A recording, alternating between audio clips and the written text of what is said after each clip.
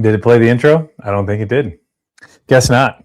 Welcome in, everybody. Happy Tuesday, Whiskey Weather YouTube channel. I am Brandon, and I've got my guys to my right. Jack Weaver, it's his birthday tonight, so producer Jack not in the house, but a big shout out to Jack. Everybody wish him a happy birthday. To my left, I've got producer Ajay Patnaik. To my right, his real name's Connor Harney. Dad does bourbon. We like to call him Kyle Lewis. Connor Harney, at Dad Does Bourbon, whatever you want to call him. I'm sure he'll respond, but go give him a follow over there on Instagram. As always, can you hear me? Can you see me?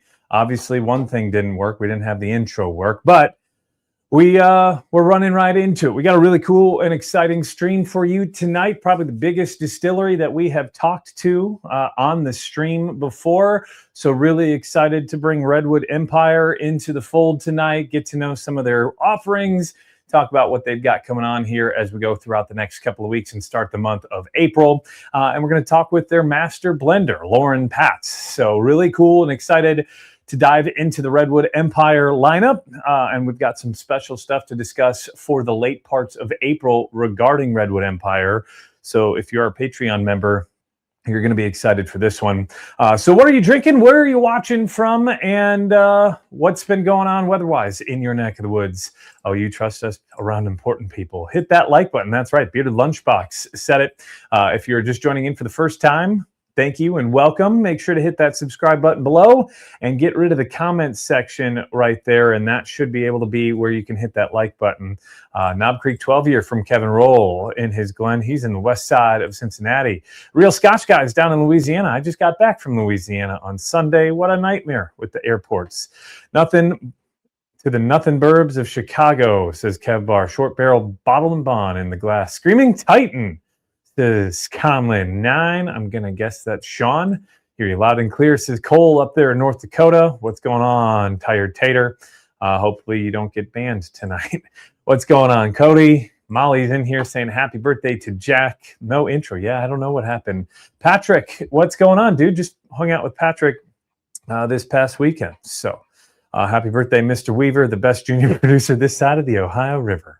Old Fit 7 in Cleveland, checking in from Dallas from EP Bender. Backroad is in the house. Good evening. Some wood hat, red, white, blue corn, says Animal 99, and insert rare character bottle. Yes, the New Orleans Bourbon Festival was a blast this past weekend down in NOLA, and about 40 different distilleries there, I would guess. A bunch of great food, some great people, but rare characters seemed to win the night away. Jim Turner's here. Cheers from Central Wisconsin. Enjoying Weller Full Proof, says Renee. Ban him for no good reason. There's probably going to be a ban hammer coming at some point. Deal, says Ajay. Ajay's the guy in charge. He's the captain tonight. Charles is in Reno, Nevada. Wyman is in, oh, that just disappeared on me.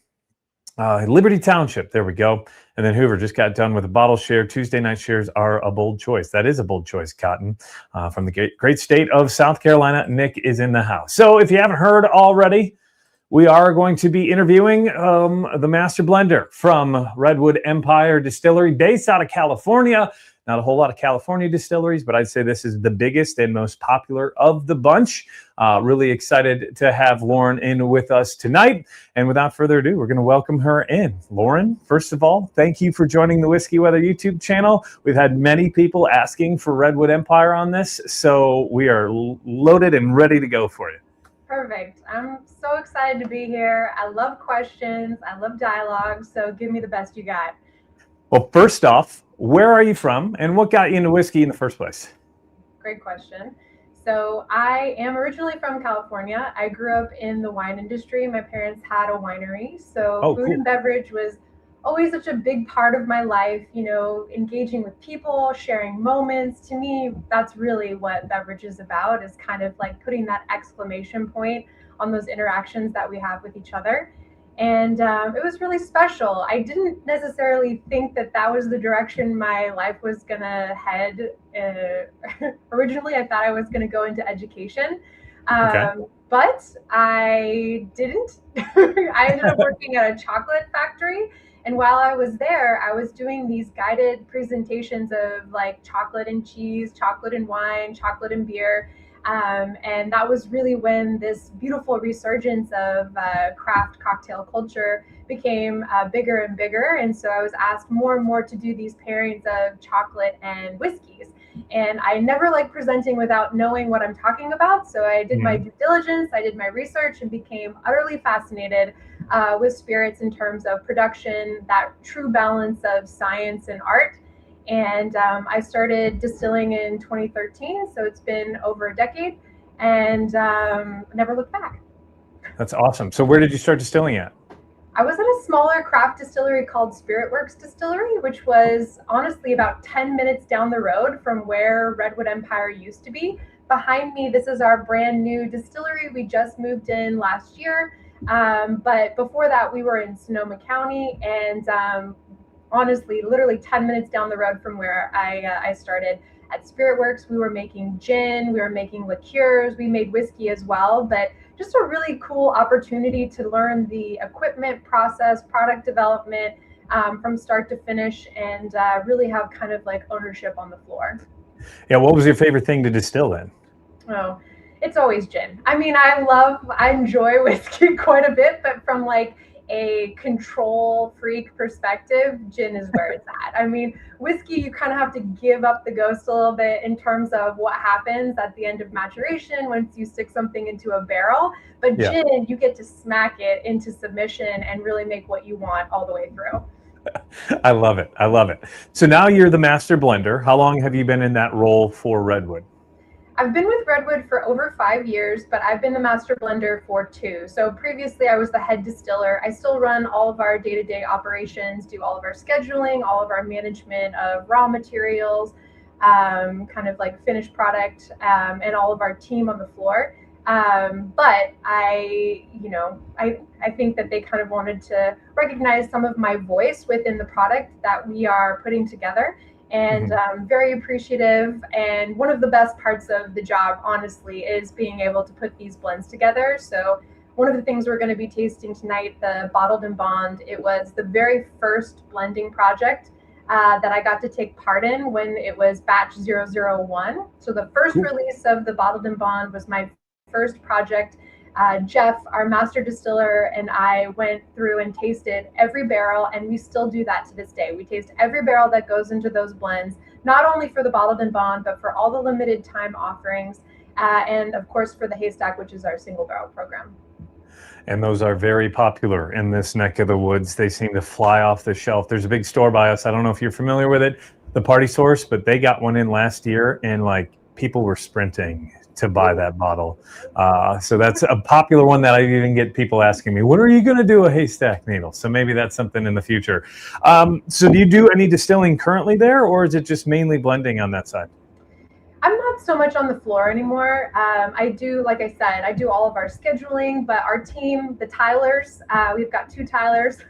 They both work and they do the majority of the equipment operations. But I do all of our raw materials ordering, all of our recipes, all of our sourcing for barrels, like that kind of stuff for sure. And so my role has really shifted from like, putting hoses together and like, pumping stuff around, cleaning, into a much more Excel savvy position. Jeff, he comes from an accounting background. So when I started, I had to like really up my game in terms of my ability to work a spreadsheet. And I feel like I've come a long way, but it is a powerful thing to have a spreadsheet in front of you for sure. So what would you say is the easiest mash bill to blend, or your favorite mash bill? Oh, I mean, it's a question between like what we do at Redwood Empire versus what my personal favorite kind of mash bills to do are. In general, I prefer rye whiskey to bourbon specifically. So I really enjoy playing around with rye whiskey and, kind of like what sort of flavors can we tease from those mash bills. But in my heart of hearts, I'm a wheat whiskey girl. So every year since I've started, I've had at least a couple weeks of wheat whiskey production. in the calendar, and we just are going to be distilling wheat whiskey tomorrow, actually. So it's pretty cool. I love a wheat whiskey. I love how kind of like the apricots and the florals can come through, and it's not always the easiest thing to massage into greatness, but it's just that much more rewarding because of it. So what is one thing about blending that people don't necessarily know, or you think that they should know? I don't know if it's something that they don't know, but they definitely should know that good plus good does not equal great. I mean, just because you have two things that taste incredible, mixing them together does not necessarily mean it's going to like take you to that next level. It's really about doing that sensory analysis and understanding, at least on some level, the chemistry of what's going on. But pulling the different pieces of each individual lot, of each individual barrel, and understanding what the impact will be at that end result. It's much, much, much more complicated, I think, than people give it credit for. They're just like, oh, you're just drinking whiskey and like mixing it together. I could do that. And one of my favorite things to do, we've had our distributors out. I've just started doing these master classes at the distillery, and so we're going to do one there, but like trying to let people make their own blends and like tasting what the end result is, I think gives them a much, much deeper understanding and appreciation for how complicated and difficult it really is to put something together. And honestly, Redwood Empire is the most complex when it comes to blending, and that's true throughout all of our products, except of course the single barrel products. So starting from the core, I mean, there's probably 20 plus lots in every single one of those bottles. Wow. And it's just very, very complicated in order to blend, in that case, for consistency and quality, and then for the LTO cases for kind of like more unique, very specific expressions. So you guys distill some of your own. I know you source some barrels from other distilleries. I know MGP is part of that. How do you determine how much from each one goes into it? Is it a flavor thing, or is it, hey, we've got most of this as stock, so we have to use that? It's a combination of things. It really depends on what the end goal of the product is, right? So when we're doing product development, or even when we're kind of like re-envisioning one of the products that we already have, there's a lot that goes into the thought process for that. It's not just about, you know what I mean? Like, what's going to be the most amazing? It's like, what are we trying to achieve here? Is it drinkability, accessibility? Are we trying to do something very different and unique?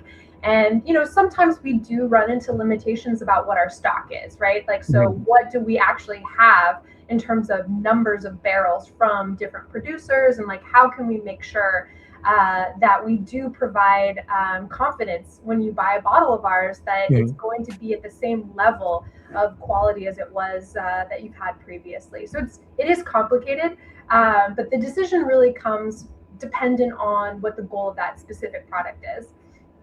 So in the case of like a Pipe Dream or a Lost Monarch, just regular shelfer, is there any thought that down the road, now that you guys have been distilling for a bit, that it will all fully become your own distillate in those bottles, or is it expected to stay a blend as we go into the future? We're in this really fascinating period of time right now for kind of like whiskey enthusiasts and whiskey interests. I mean, as a producer, I always want it to be, 100% what I do and what I make. But to be honest, as a blender, that's how I feel. No one else is doing what we're doing when it comes to the complexity of blending. Like we do, a variety of different distilleries, an exceptional amount of different mash bills, ages, all of this stuff. So in terms of replication, in terms of unique qualities, it is, in my opinion, quite unique, even though we 100% are doing sourcing and also producing of our own. So it's a balance. We also have right now, there's an abundance of sourceable liquid out there that's incredibly high quality. I mean, all of you are in for truly a golden age of drinking. It's just going to get better and better. And I'm excited to participate in that as well. But the goal for us really is to increase our overall production. So for example, if you want some numbers of like what our increase capacity is, before we were able to make about 4 barrels of whiskey and max out about 1,000 barrels annually production, which certainly couldn't support what our current sales are. And so now we're able to move up to about 14 barrels of whiskey of production a day. So big, significant increase. Yeah. And last year we did close to 3,000 barrels. So I think it was like maybe 2,800 barrels last year. Awesome. Yeah. Now, where do you store all of that? Is it on the same campus that you guys just built, or do you have different warehouses elsewhere? So you've tapped into one of the most complex aspects of what I specifically do, which is logistics. We have several different warehouses, and partly because we do sourcing. So we have warehouses with MGP, with Bardstown, with our other distilling partners that we're pulling barrels from. But we also have several warehouses within California. And so we have about 8,000 barrels, I believe, in Grayton, which is our previous facility that are just sitting down there, and then a similar number of barrels where we are at Mare Island now, which is where we've moved to. So there's a fair amount of inventory in California. How many barrels would you say you work with on a weekly basis? I mean, what do you mean work with? Whether that's taste through, blend with, like, yeah. Obviously not all of them are with you. So how do you do they send you samples monthly? Absolutely. Of course. We get samples of all of the new make that goes into barrel, and then we of course get samples of lots that we have yet to use. So for example, before we kind of give the okay for a lot to be put into a blend, we definitely want to be tasting it just in case there's any inconsistencies there. So we get plenty of samples. We do a lot of sensory analysis. We do a lot of data and record collecting to make sure that that information is readily available for us when we are kind of, sitting at our computers and putting these things together on a spreadsheet. But I'd say I touch quite a few barrels in terms of movement in a month, a significant amount, hundreds of barrels in terms of movement per month. Awesome. Now, what is one thing about Redwood Empire that the average whiskey drinker probably doesn't know? Oh, I mean, I feel like there's a ton of things probably. Well, then rattle them off. But I'd say one of the things that I have the most pride in at Redwood Empire is our flavor philosophy, which is we do kind of have a slightly more divergent mindset when it comes to how we build flavor, how we approach flavor, and that is certainly something that's on the more subtle side. We appreciate, enjoy, and explore subtlety, complexity. I always like to say that I'm more of a caress to the cheek instead of a slap to the face. And sometimes that can be misleading because I think there's an expectation, I wouldn't say of aggression, but of certainly kind of intensity when it comes to whiskey. And for us, we don't want to just fully rely on that intensity. We really kind of want to go a little bit deeper, have this inherent gentleness to it that has a much more inviting nature. So I'd say that that is one of the things that might surprise people, is that a lot of what you're tasting and experiencing is very intentional and kind of in line with what our philosophy and approach is, which is this layered flavor effect, like just sitting and thinking, enjoying, and appreciating, not necessarily just focusing on the cacophony that's happening in your mouth. You know what I mean? Yeah, totally.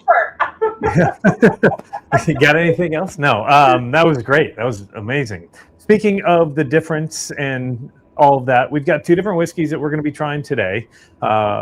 Viewers couldn't see it, I guess, because the way it was set up, but we've got your Rocket Top Bottle and Bond, which we talked a little bit about earlier, but also we're going to be talking about the Devil's Tower High Rye Bourbon, I believe, right? Yes, High Rye Bourbon. Do you have a favorite bottle? Or I know it's like asking what's your favorite kid, but you guys have what now? I definitely have a favorite bottle. Please. Absolutely. There's a difference between what I drink the most and like what my favorite bottles are. But it's funny, these two bottles are actually my favorite and Jeff's favorite, our master distillers. Oh, so really? My favorite bottle is not every year, but this year is the Rocket Top, and his favorite product that we make is the Devil's Tower. So that's awesome. I mean, he might tell you something different, but it's true. It's definitely true. One of the things that's kind of unique about our bottled and bond series is that we're not blending them for consistency. So more than anything, our bottled and bond each year is kind of a unique expression, a time capsule, if you will, of what was going on at that distillery. And that's been a difficult thing to kind of communicate to consumers because they just see it having kind of like similar, if not identical packaging and just thinking it's the same product. But we did a vertical flight this year. I did a masterclass on bottled and bond, like as what is that, which I'm sure everyone in this live understands what the kind of designation of bottled and bond is.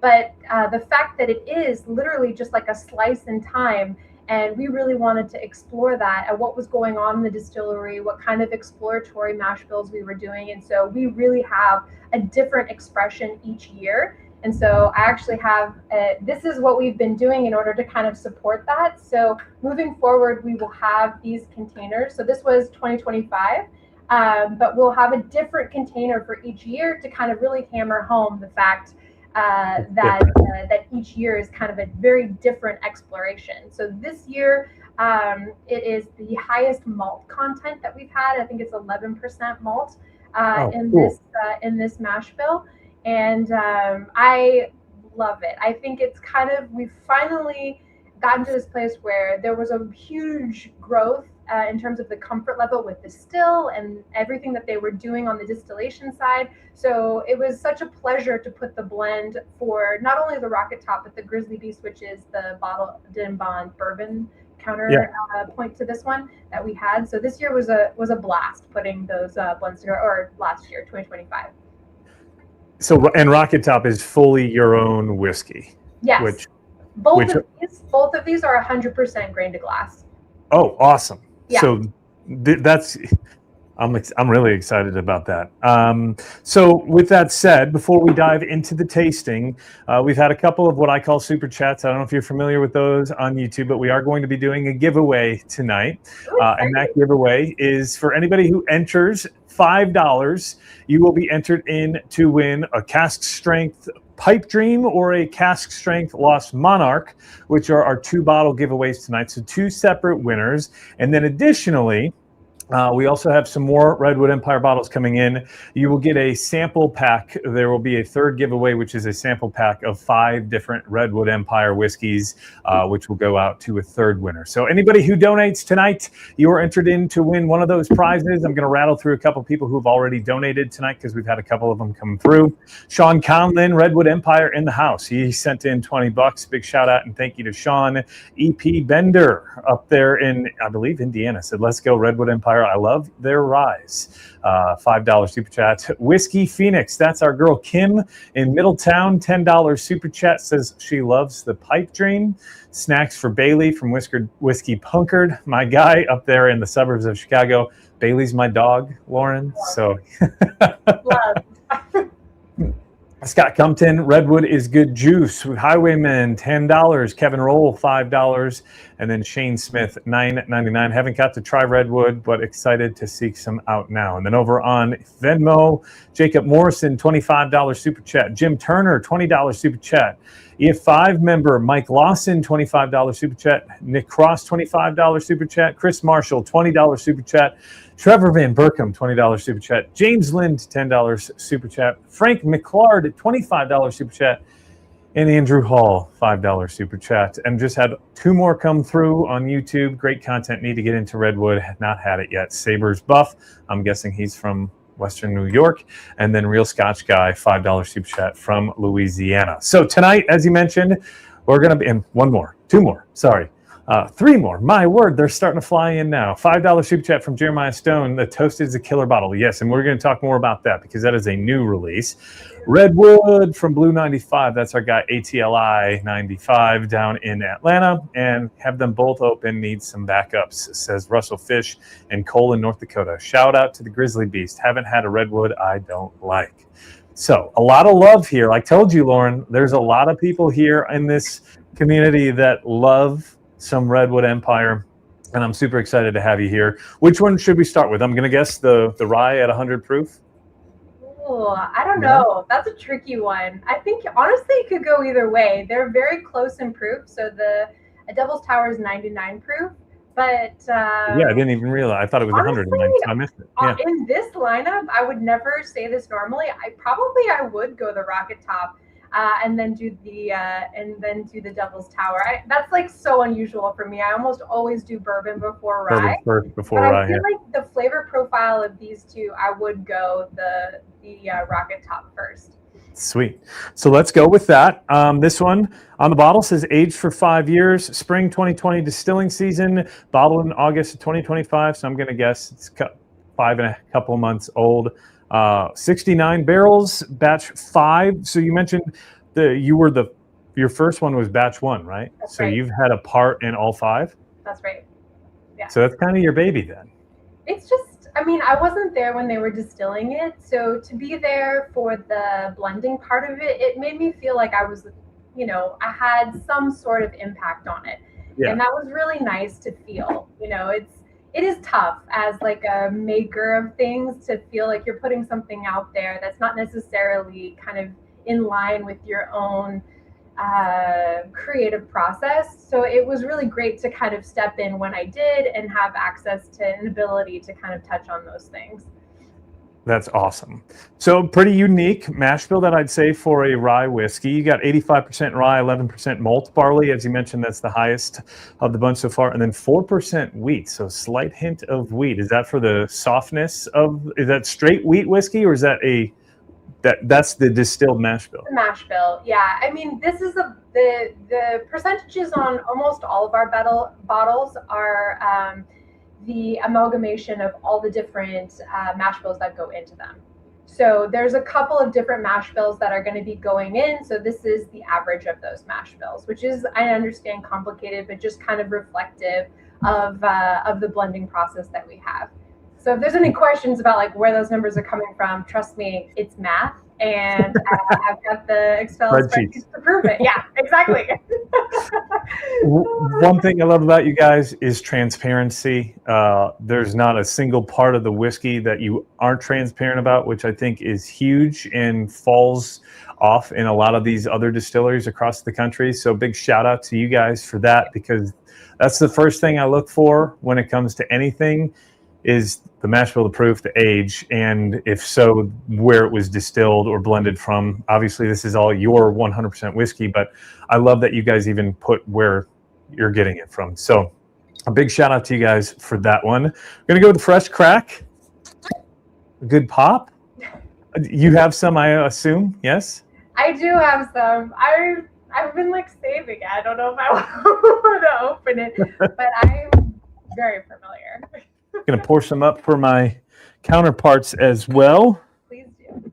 So they're going to be joining us along with this tasting. Ajay, you got an empty glass or no? Yeah. You do. Okay. So again, as I mentioned, 85% rye, 11% malted barley, 4% wheat, 5 and a couple months old. It's bottle and bond, so it's obviously 100 proof. And before we jump into the tasting, a couple more super chats that I want to shout out before we get lost into the weeds. So, I lost it. There we go. Hazen Barrel Craftwork says $20 super chat. Hope to add another Redwood to my collection. Thanks for live, Brandon. $10 super chat from Corvette Man. I love Redwood Empire, especially the Rise. Love Redwood Empire Whiskey Weather, says Big Puma Arden up there to the north of Cincinnati. Jessica Jones, $10 super chat. $30 super chat from Bearded Lunchbox saying, hit that like button, y'all.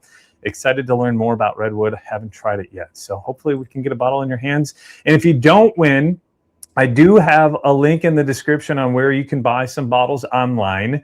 I do have that linked to my bottle shop because I've got a few select bottles of their core lineup for sale through my website. So if you want to check that out, that's in the description below as well. And Ajay can toss the link into the comments below. But we had a bunch come through on Venmo. Brian Jones, $5 super chat. $15 super chat for Greg Irvin. Kevin Barrett, $15. Nick Cross, $5. Another $5 from Scott Compton. James William, $10 super chat. Aaron Daniels, $10 super chat. Brandon Wiles, $5 super chat. David Daniels, $5 super chat. And then Loren Curtis, $15. Whew. All right. So we made it. All righty.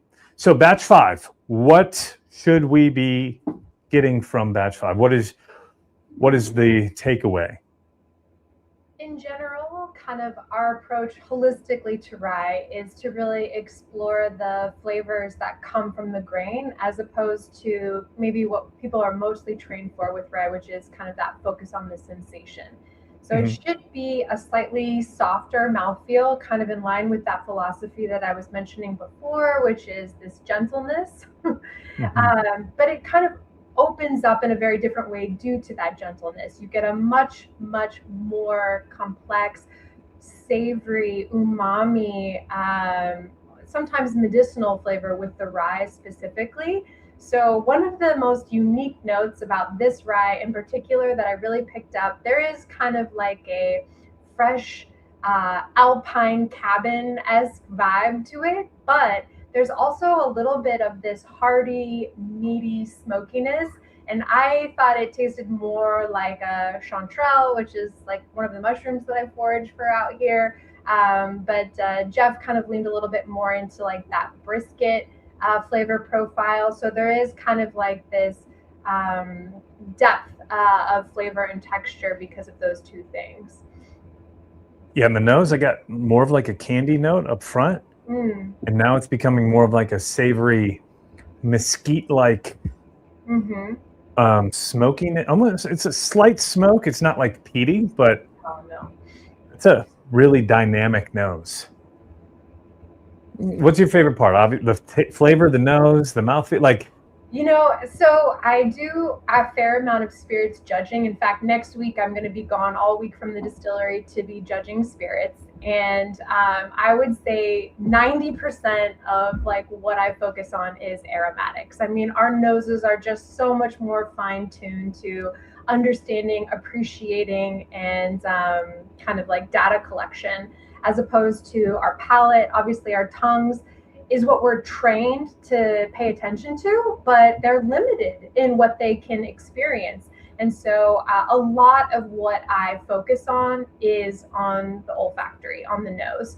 And then, of course, I enjoy and appreciate flavor, but for me, truly, it is also about texture. So how it feels in my mouth, how long it lasts in my mouth, the viscosity, the softness, all of that really plays a huge part in the evaluation process for me, because it tells you not only a lot about how something was distilled stylistically, but how it was aged. You can tell a lot from a product based off of how it rests on your tongue.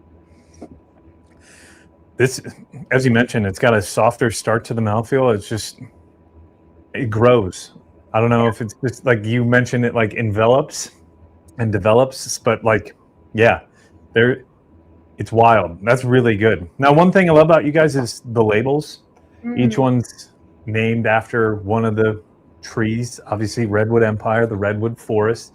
Rocket Top. What's Rocket Top? Wow. Going into the realm that I'm less familiar with, which is kind of the branding side of things. But in general, each tree, actually, I mean, I can read it for you if you want to about the Rocket Top, but in general, each tree has kind of exhibited something fantastic, right? Like it's lived 1,000 years, or it's the tallest tree in the world, and probably not that, but like the similar things. And so that's when California is like, oh, this tree deserves a name. And they're all coastal redwood trees, which means that they grow in the small region outside of San Francisco, starting in Muir Woods, all the way up to the Oregon border, which is the only place in the world where coastal redwood trees grow. And they're different because they get the majority of their moisture from fog. So that's what I know about the tree side of things. I know more about the liquid side of things, I would say. But I do find that the messaging and the branding to be just as powerful, and it really fortifies kind of what we're trying to achieve in the bottle, which is that each SKU is a beautiful and unique snowflake. And again, that's something that both myself and the entire team on the production side really strive for. It's not just some vague iteration of itself, but it's something very different that you can sense the difference between, even though we have, maybe 4 different pipe dream offerings at this point. Each one, you should be able to kind of taste the difference between those offerings. Love it. Love it. Now, you mentioned the fog. There's some whiskey weather right there, but obviously California, Northern California, different weather and climate comparative to Kentucky or Ohio, Indiana, Tennessee, where a majority of whiskey has been made for years. So what can you say about the climate by you and how that may impart itself into the whiskey that we're tasting? That's part of the reason why our bottled and bond is 5 years. So instead of going at 4 years, which is the legal requirement, we do an additional year of aging because our climate is so temperate, especially because we're based in Northern California, not in Southern California. It is very, very soft here. You know what I mean? I think that softness imparts itself into the whiskey the same way that our kind of overall philosophy does. But it's very gentle in how it matures the whiskey. So in places like Texas or more traditional places like Kentucky or even Indiana, there's a lot of humidity, there's a lot of heat, there's a lot of these really intense temperatures, and that's very, very mild where we are. I mean, there's, you know, changes that happen, but they're not as intense or drastic. And so letting it sit a little bit longer in barrel is what we have found to kind of cross that finish line in terms of what we think a fully developed product would be. But it really is, it has a huge impact. When we talk about terroir in whiskey, we're really talking about the climate in which it's aged. I mean, there's a conversation to be had about sourcing of grains, but I think that the hugest and most recognizable impact certainly comes from the area, the region that it's being aged in. And distillers and blenders, they all make pretty crucial decisions about their finished product based off of the temperature, humidity, all of these factors. It's just such an important part of understanding what happens to whiskey during aging.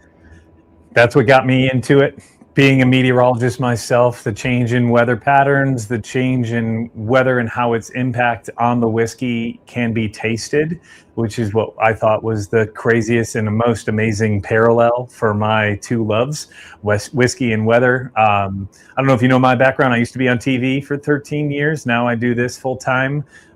So I still love the weather aspect, and I'm trying to bring that into the whiskey world to help people understand how important the weather is. So it's really awesome to see different locations, whether that's Colorado, California, Louisiana, Texas, how their climate impacts the whiskey. I'll say you guys did a really damn good job on this. One more shout out, Shane Smith, also a meteorologist, part of the Whiskey Weather Club. He asked the same question I did in his super chat. How does the California climate and weather pattern change the whiskey's development? And then we got another super chat from Chris Crawford saying, building some Whiskey Weather group following here for Redwood tonight. So cheers. This is really dynamic. Connor, what do you think? Yeah, this is not like any other rye. Very different. It's got a little bit of a savory. No, did you mention mushrooms? Is that what I heard you say? Yeah, chanterelle mushrooms. Yeah. Yeah, there's a little bit of like that. I don't know if that's what I was getting. Obviously, like you said it, so it was in my head. I was almost, it's going to sound weird, but like a slight dirt note, earthy note, right? But not like, oh my God, that tastes like dirt. It does taste like the forest a little bit. I also got like some candied cherry. So you got a little bit of like that weaving and going in and out. And then that mouthfeel, as I mentioned, it just builds. And I mean, I haven't taken a sip in a while. I still have that flavor on the finish. There's a little hint of mint in there, but it's not overly minty. That's very, very well done. What do you think? I thought it was very interesting. I got like a little bit of a sweet and salty note. Yeah. Which I really liked on it. Yeah, I get traditional rye spice you would expect is a bit muted, but it lets other notes kind of come to the forefront. Yeah, Connor, I don't know if you can hear him. He doesn't have a mic on, but he said that traditional rye spice, as you mentioned, it's more of a caress rather than a slap. You don't get hit with all that spiciness. You've got enough room to let everything else develop flavor-wise. That is very, very delicious. So cheers to you on that one. Thank you. Our goal really is to have a point of view. You know what I mean? This industry And there's some great products out there, and even with people with sourcing completely doing all of that stuff, I think you can make great products any different way that you want to. But what I think is the most important is that you are bringing something to the table, right? Like, you're not just trying to take from our industry, you're trying to give something to it. And so, even if this isn't their cup of tea, even if they prefer something a little bit more aggressive on the palate, I love the fact that you can use this as a counterpoint in a conversation that you have. Understanding it really deepens the appreciation for this art form that I hope we all enjoy. I couldn't have said it any better myself. Obviously, I can't tripping over my tongue. I will say, for those of you I'm not a huge fan of rye. This is going to be one that I think would be a good intro for you. As Connor mentioned, doesn't smack you in the face with that spiciness. There's just so much depth in flavor to this. What's the MSRP on that? That's one thing I didn't look up. $59.99. I know you guys usually keep it relatively affordable. That's the one thing I also enjoy about your product is I think this is a little bit more expensive. It's across the United States, so it's hard for me to know exactly where it lies. In California, I think it's right around 80. It's still not bad for your own distillate, a bottled in bond, right. 5 years old, 69 different barrels. So there's a lot of whiskey that went into that blend for the most part. What would you say your average blend size is? That can depend. Obviously, for like the Lost Monarch or the Pipe Dream, those are significantly larger. Those can vary between like 100, 200 barrels, depending on what we're doing at the time. And then we also have some very, very small blends as well. So the next product that we're going to be releasing is Hyperion, which is our kind of like 10-year, but like 11-year specialty release that we've lasted since 2015 is like when we really started distilling. And so it's like an ode to what we've done. And so that is going to be even smaller than this. This will be probably between 20 and 30 barrels of product in there. But there'll be some bulk liquid, and I'm very excited about the Hyperion, to be honest. It's not for everybody, but I'm just like so jazzed about it. It's crazy. And that'll be 100% your guys' whiskey? No. Okay. The Hyperion will not be, because it's trying to like show where we came from. Okay. So it has some of the MGP wheat whiskey that is impossible to find.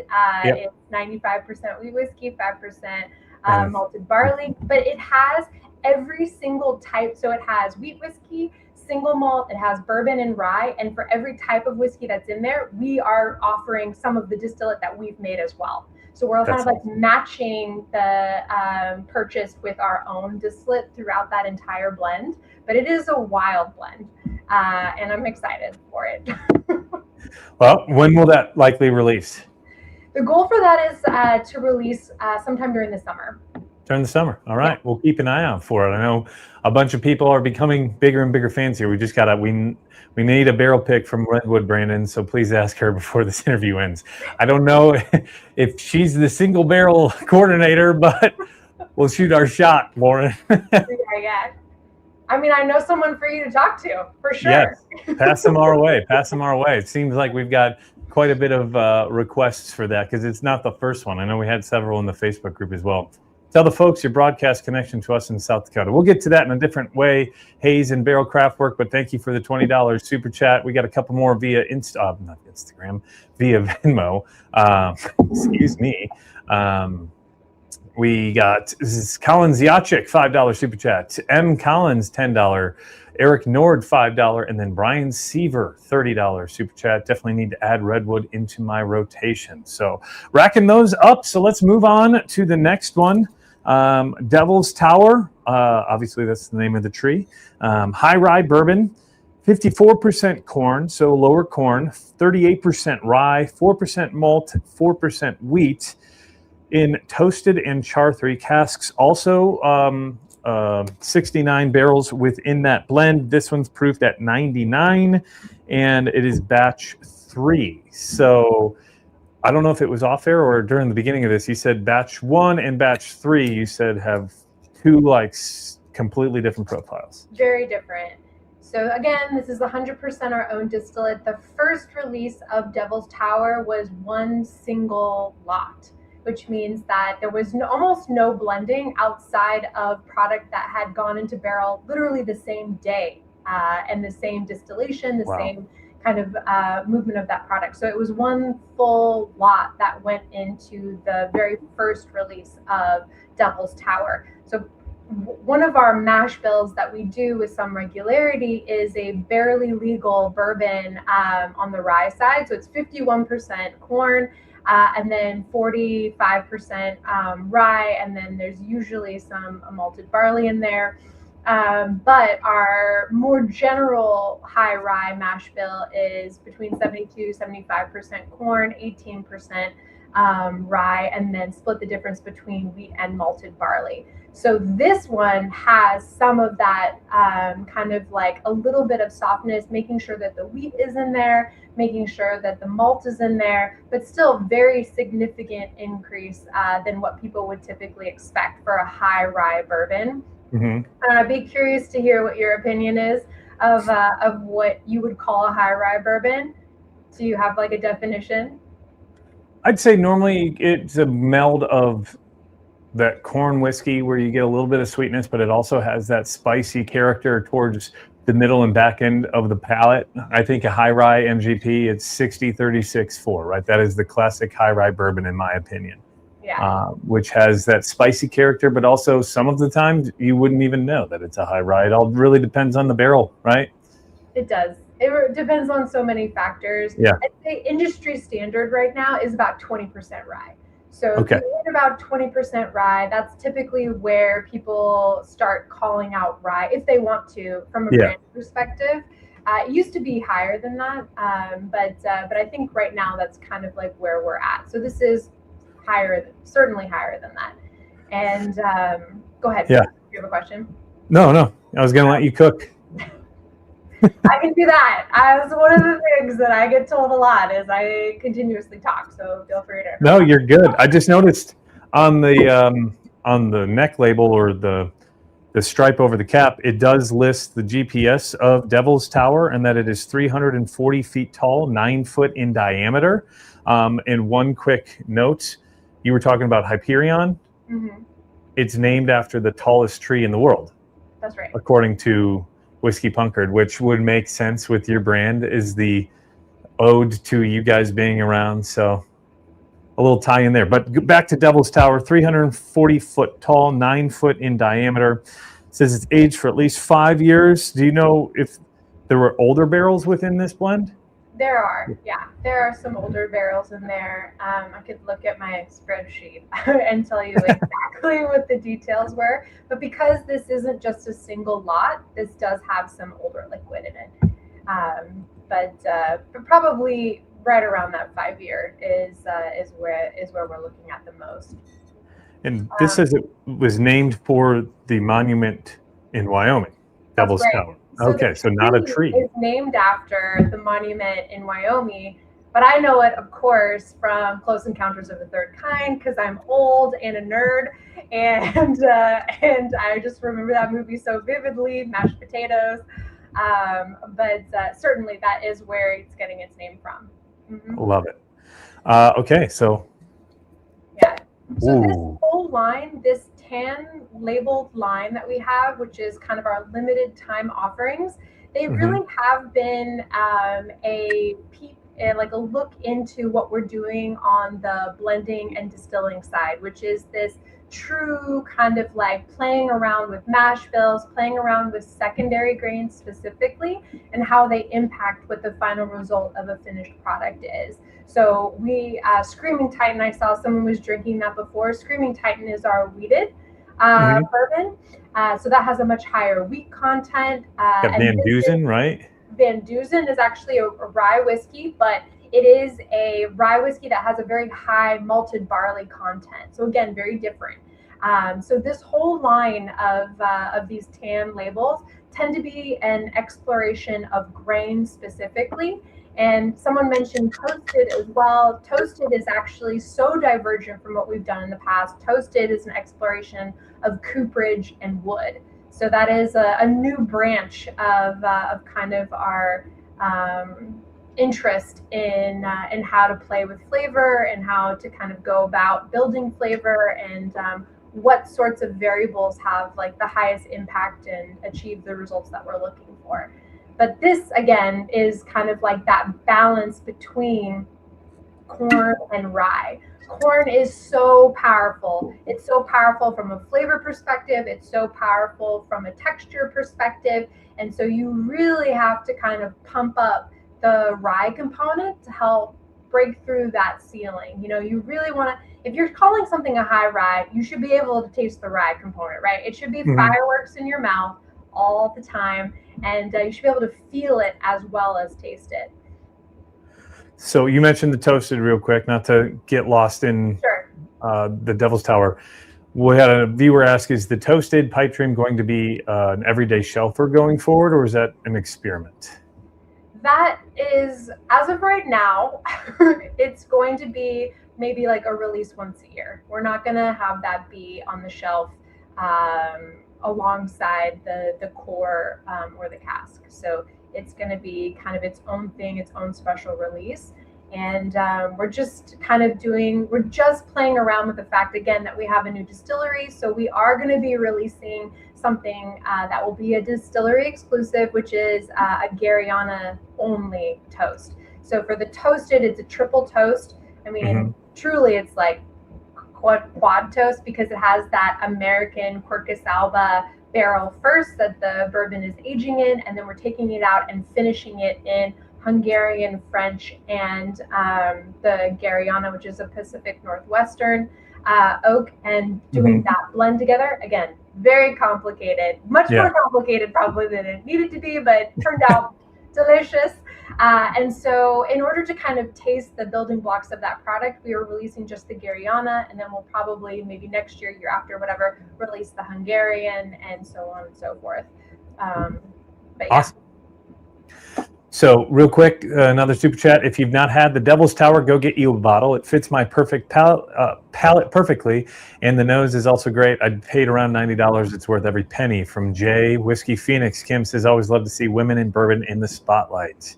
Love that. And then also Kevin, I always have that melody front close encounters in my head.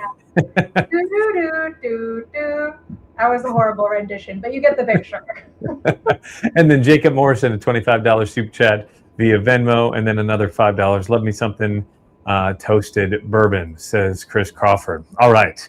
First thought on the high rye bourbon. It's got some sweetness from the corn, but you certainly get that rye aspect in there. Almost a little bit of like that, I keep wanting to call it mesquite. No, like almost like a barbecue smoke.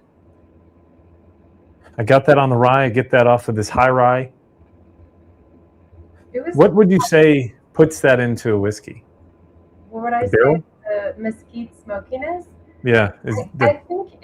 I do think it's because corn can be so disruptive. You know what I mean? Just like so all-encompassing. It has like that creaminess. It has that sweetness nature to it. And so I think you're able to pick up not only more from the grain, but also more from the barrel.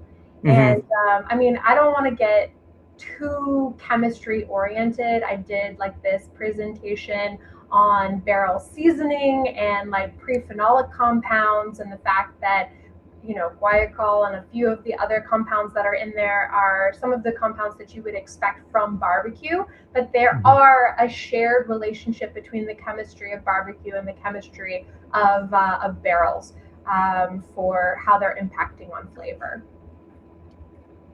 That's really damn good too. Excuse my French. For 99 proof, the viscosity and the depth on that mouthfeel, very sticky and viscous. That's more something that I would have expected from like 110 to 115 proof wise. It doesn't punch you in the face. Like you said, it's more of that caress, but not a slap. And even with that higher rye component, I don't think you would say that it's got a huge spicy nature to it. It's got like a, first thing I thought of was like a everlasting gobstopper or a sweet tart kind of sweetness to it, like more of like orange, and then a little bit more of that earthiness, but it's more so like herbally earthiness rather than like the foresty. Yeah. I think for this one, I said like lingonberry and also like grapefruit pith. You know what I mean? A little bit, yeah. In there, and then some tobacco, eucalyptus, some hay. So it has kind of like, you know, I don't want to say medicinal because I know that can turn people off, but it's like in that same sort of space.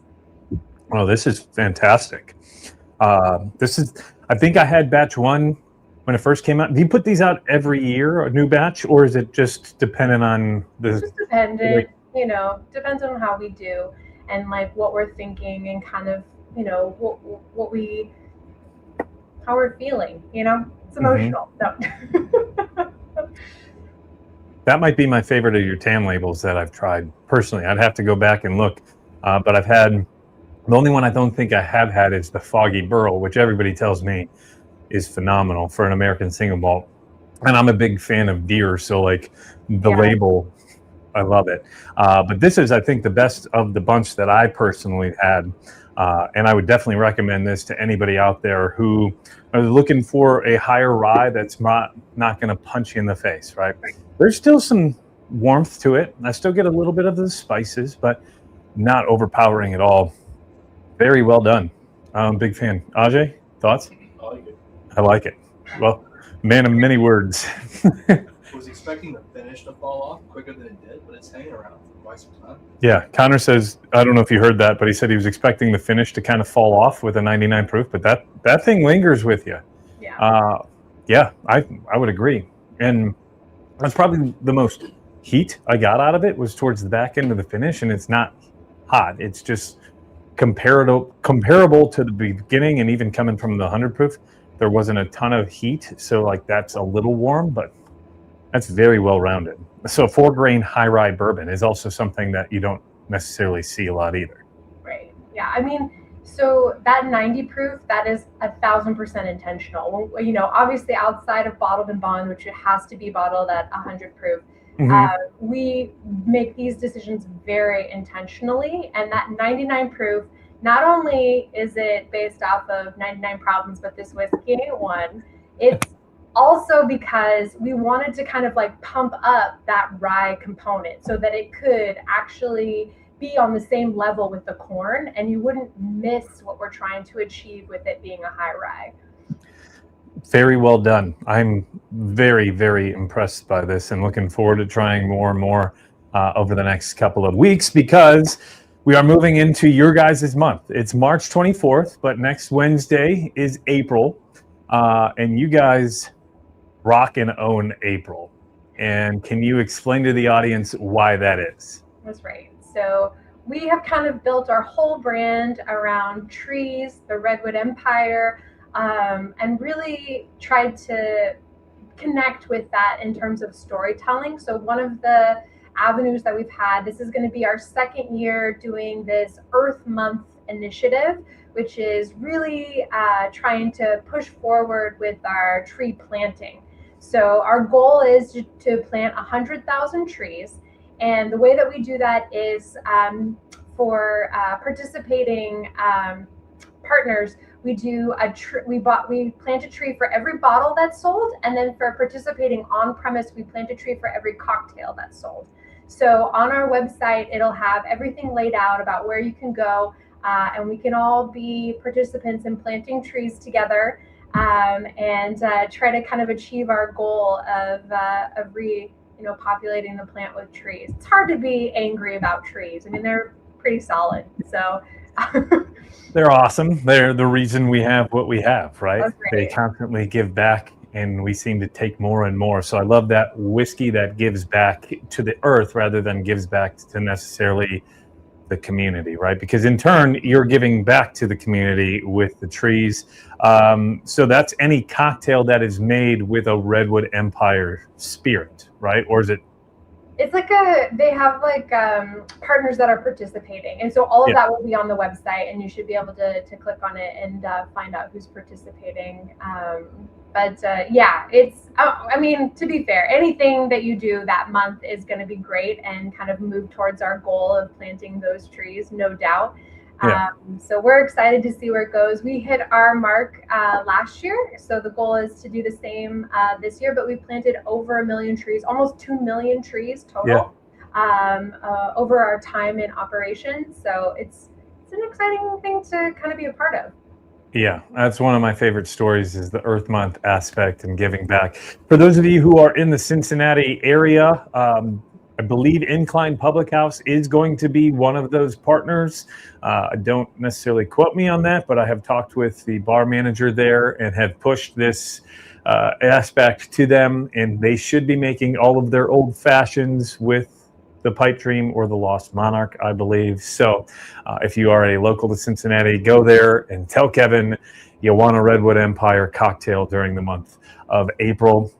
Lauren, thank you so much for joining us tonight. It has been an absolute pleasure getting to know you, getting to know more and more about Redwood. Obviously, this is just scratching the surface. You guys got to be up to what, 12, 13 different bottles that are at most stores? We're edging up to that 15 SKU marker for sure. Yeah, but some are more readily available than others, definitely. Yeah, obviously you've got your three. It's the Emerald Giant, the Pipe Dream, and the Lost Monarch. That's We have those also in a cask strength version. There are 4 different tan labels now? Yes, there are 4. So it's the Van Dusen, which you mentioned, which is the high malted rye. And then there is the Devil's Tower, the Screaming Titan, so the wheated and the high rye bourbons, and then the Foggy Burl, which is the American single malt. And then you've got the Grizzly Beast and the Rocket Top, which are your 2 bottle and bonds, if I'm not mistaken. Grizzly Beast being the bottle and bond bourbon.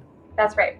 Yeah. Right. And then Toasted, which is the kind of like special release we did with, which was truly kind of like an adventure into wood. And then we'll have the Hyperion and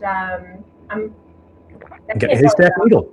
I can't tell you how excited I am about that, to be honest. Yeah, I bet. I'm excited for it now. I didn't even know about it. And I'm like, oh, that's something I got to keep an eye out for. Yeah. So, well, also the Toasted you mentioned. There's also the single barrel, which is the Haystack Needle. That's right. Speaking of the Toasted, I'm in talks with Elliot, who is one of the people in the background for Redwood. We should be potentially having a chance to buy that through the Whiskey Weather website later on this upcoming month. So keep an eye out for that for those of you watching. And for those of you who didn't know, I now have a bottle shop on my website. So if you just head on over to whiskeywx.com, head on over to the bottle shop. There are, I believe now, only total of 7 Redwood Empire bottles left as of like 8 o'clock this evening, left through my distributor. So if any of those regular 3, the Pipe Dream, the Lost Monarch, or the Emerald Giant are something that you're looking forward to trying, head on over to my website, whiskeywx.com, and there should be a bottle shop tab at the top. That'll take you right to those.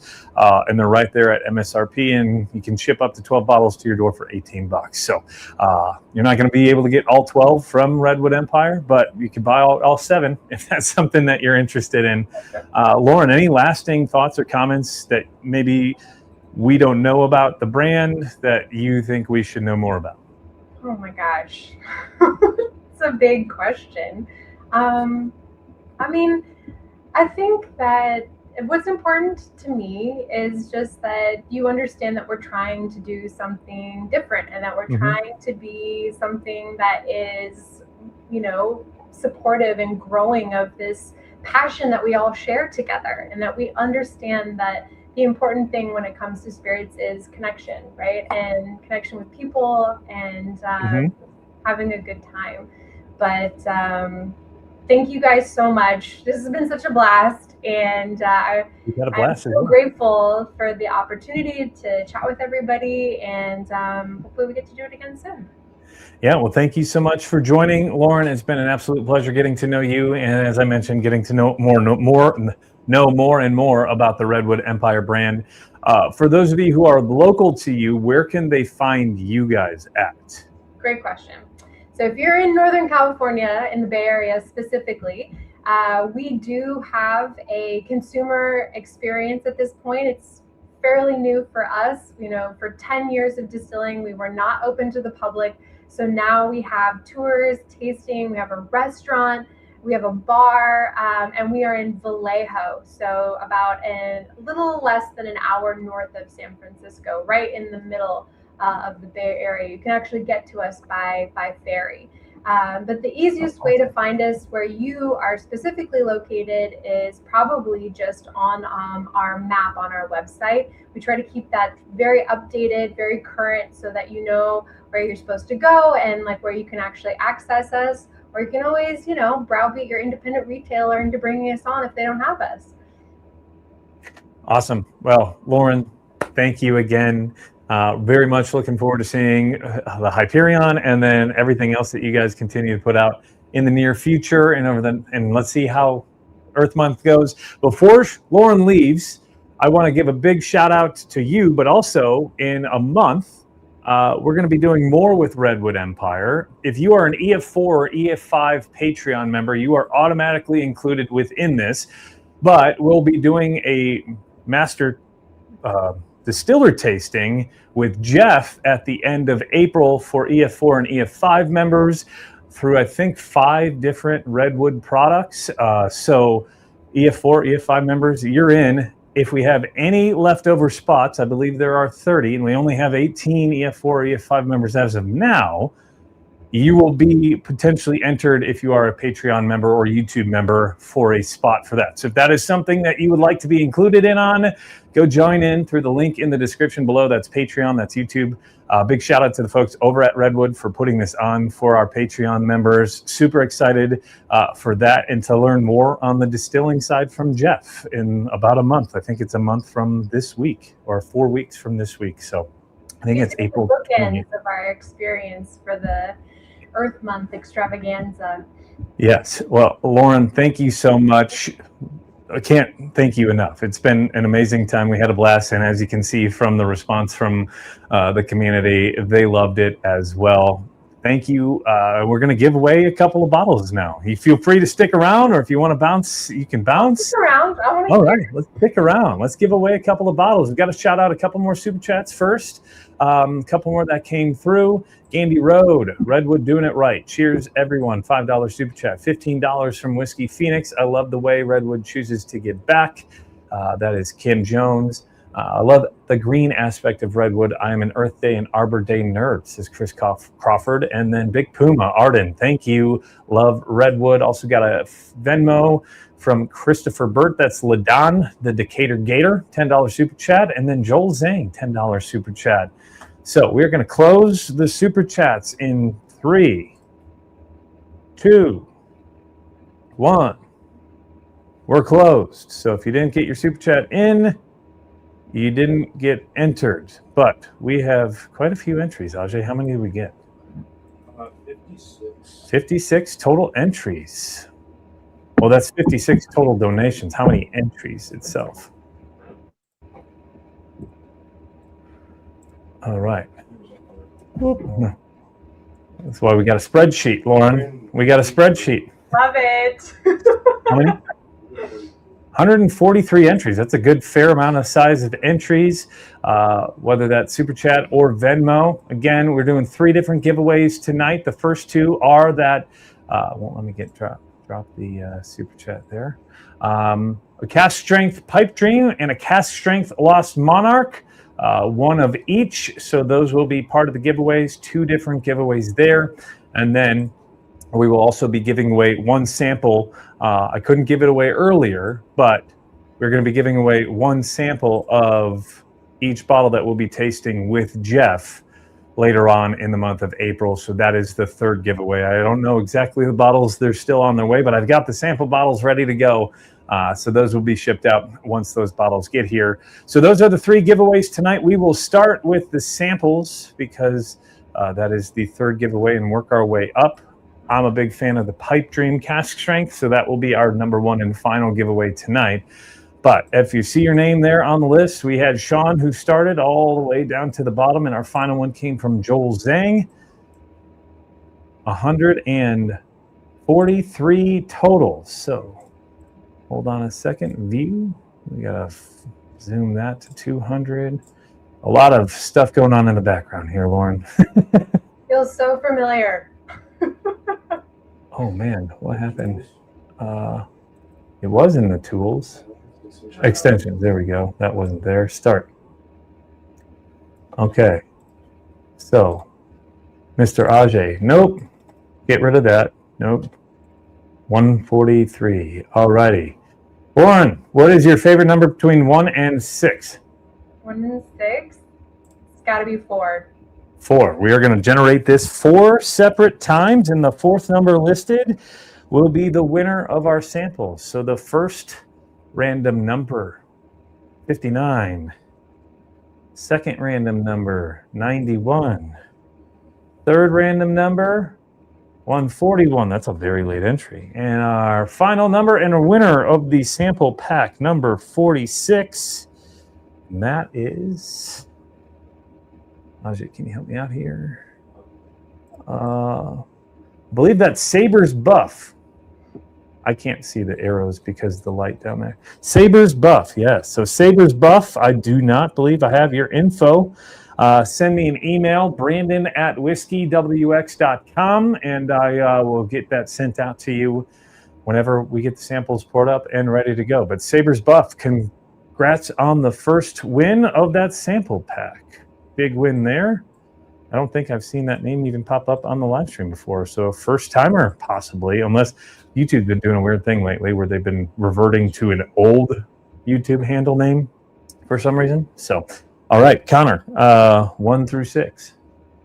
Let's do 3. We're going to go with 3. So the third one is going to win the Lost Monarch Cask Strength, generating random number 181. The second random number, 15. And our winner of the Lost Monarch Cask Strength is number 127, late entry into the fold. I have to say one thing about the Cask Strength Lost Monarch. That's Go what I for it. drink the most of. That's what you drink the most of? That's what I drink the most of our own product. I'd say that's like my everyday drinker. Everyday drinker is the Cask Strength Lost Monarch. Love this. Love to hear it. And Jay Stout 6173. Jay, I believe you're a YouTube member. Send me over an email just to confirm that you saw this, and I will get that shipped out by the end of next week. Good news, folks. I'm not traveling this week. I've been on the road 4 of the last 4 weeks. So this weekend I will be around so I can get things done.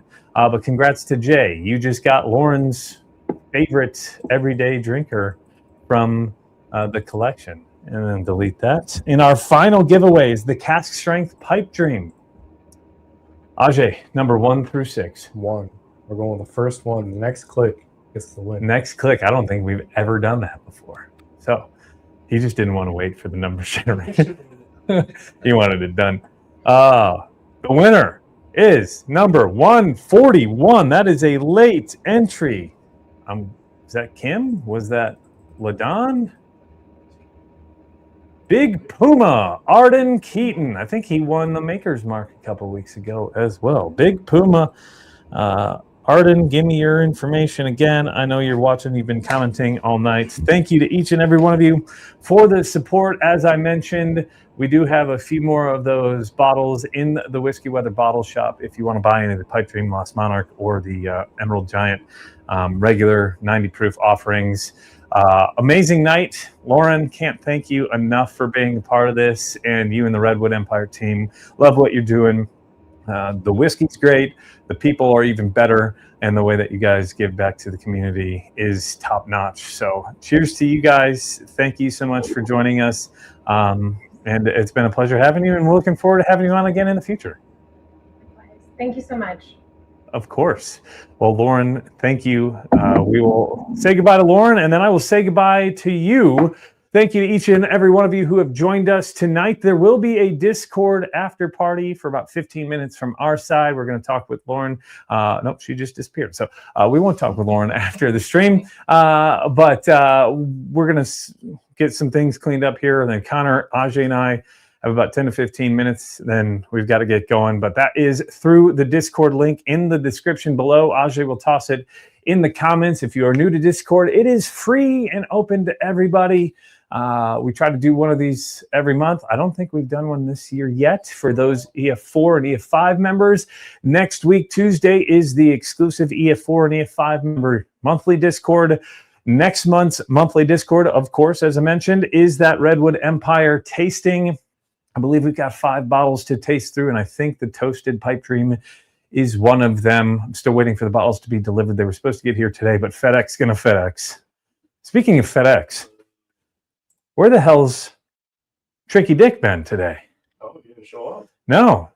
Molly was here. I saw a couple of comments from Molly early, but I didn't see Mr. Nixon. I saw one comment from him early on. Yeah, I didn't see a super chat pop in, so must be working. He's probably working. He won actually. What you gotta do when you're president? That's right. He actually won Redwood Empire bottle for me. The Burrai 116.2 proof. I don't remember which one that was. I think that's the Emerald Giants. Might be the Lost Monarch cast strength. I think. That was a giveaway. He won. That's when I met him back last year. But yeah, wow. Speaking of FedEx, they didn't deliver the bottles that were supposed to be delivered yesterday. They were supposed to then get here today, so they didn't. But yes, join us in the Discord afterwards. We'll be there in about 3 minutes or so. Got to clean up a few things here, but we'll be in there. Michael Trader, you open up the call. But for those of you who are new to Discord, it's right there at the bottom. It should say voice call or called the atmosphere. So go join us there. We'll see you there in a few minutes. If you're watching this on a replay, thank you for joining in. Thank you for watching. If you love this live stream, you're going to love the live stream where I broke down the Buffalo Trace gift shop offerings up there in the top right of your screen, and you're not going to believe which one finished in the top 2. So we'll check you out in that video. I'll end this the same way I end every other video. Please remember to drink safe and responsibly. It is always whiskey weather, and go plant some trees next month. Cheers, y'all. Oh, don't leave the studio. Probably